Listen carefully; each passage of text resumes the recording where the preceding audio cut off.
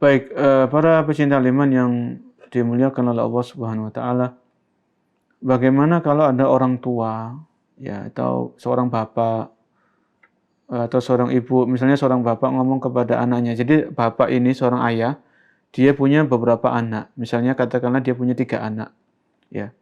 Kemudian dia ngomong kepada anaknya yang bungsu, anaknya yang ketiga itu ngomong, bapaknya ngomong, seandainya kamu seperti kakak-kakak kamu, ya. Maka mungkin kamu lebih enak hidupnya misalnya.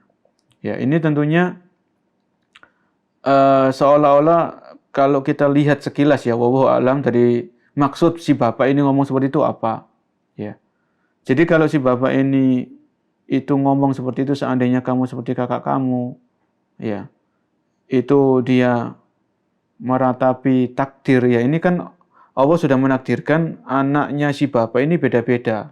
Ada anaknya, mungkin anaknya yang pertama itu mungkin sukses, berhasil, ya, enak hidupnya dalam tanda kutip ya, dalam segi duniawi, ya.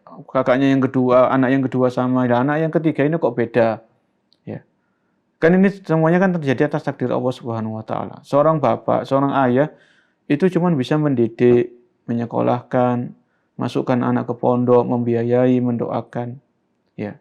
Tapi kalau anaknya ini misalnya anak pertama, anak kedua, alhamdulillah dengan izin Allah sukses, ya, dalam artian sukses itu dalam duniawi yang memang tidak melalaikan akan akhirat. Adapun anak ketiga ini kok beda, ya. Maka dalam hal ini seorang bapak tentunya nggak boleh protes terhadap takdir Allah Subhanahu wa taala. Nggak terima akan ketentuan Allah Subhanahu wa taala. Toh itu hal-hal yang terkadang memang terjadi, bukan hanya si orang ini saja. Banyak di sana orang-orang yang punya banyak anak, misalnya punya 5 anak. Kan nggak mungkin, terkadang nggak mungkin semuanya itu sukses, 5-limanya nggak mungkin sukses semuanya. Terkadang seperti itu. Ada yang mungkin 4 yang sukses, 1 ini nggak sukses. Maka yang sukses ini membantu adiknya.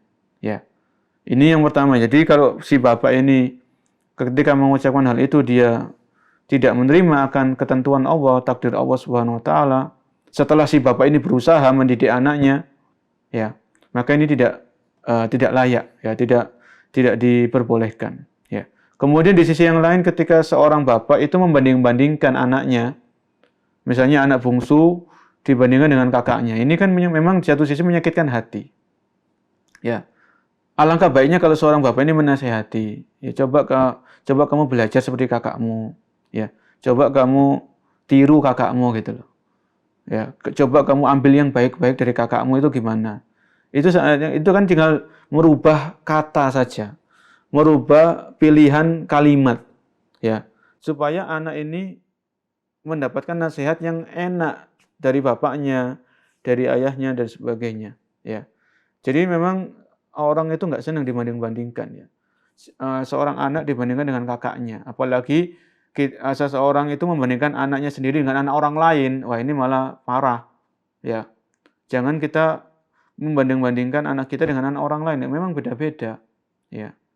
Maka tugasnya orang tua itu adalah mendidik semaksimal mungkin, berdoa kepada Allah, sering-sering minta kepada Allah dimudahkan. Adapun hasilnya, kalau anaknya berhasil, maka si bapak ini bersyukur kepada Allah, ya.